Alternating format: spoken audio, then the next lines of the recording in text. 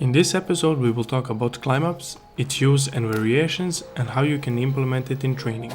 Some time ago I did a video on climb-ups. You can check that out at SKOCHYPSTIKS website or in the description down below. Climb-ups are often either adored or hated, but one thing is for certain, the technique is super useful.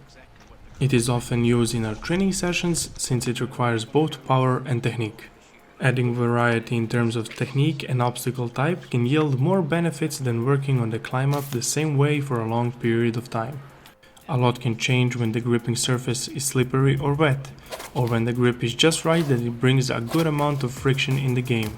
Each has its own benefits and teaches you something different. Having good friction on a wall for the feet and a good hand grip can help you work on your speed and technique, where not having either of those things will put you to the test, where most of the pulling will be done by your hands, and the legs will almost feel like dead weight. Here you can see me struggling with a climb up on a slippery wall where an over grip can't be used and where the wall is just under an angle. Kosta used his legs way better than me, which resulted in better pulling. Having a wall in front, for example, can teach you to propel yourself more vertically rather than going into the wall headfirst, which is one of the mistakes people often make. Another variation we like to use that can also put a big load on the upper body is when we place our feet as low as we can on the wall. This is super useful because it teaches you the knee drive with your hanging leg, and it has many practical uses as well, for example, at this climb-up scenario.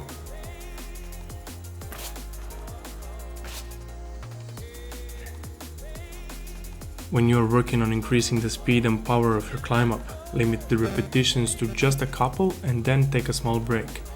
By doing so, you can have a maximum output in almost each rep, which is mandatory for this type of development. Training in this way can be fun because it increases the concentration and awareness that puts you right into the zone. Watch out for your knees. Being as fast as possible increases the risk levels a bit when you doze off.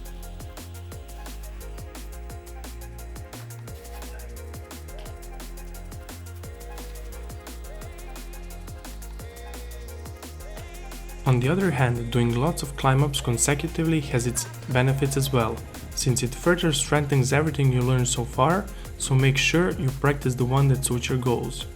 You can also play with these climb-ups by mixing them up, depending on the spot and the weather conditions. You can switch up the grip, mark the spot on the wall where the feet must be before you start pulling, crossing the hands and doing a Serbian climb-up, doing it blindfolded or with one arm.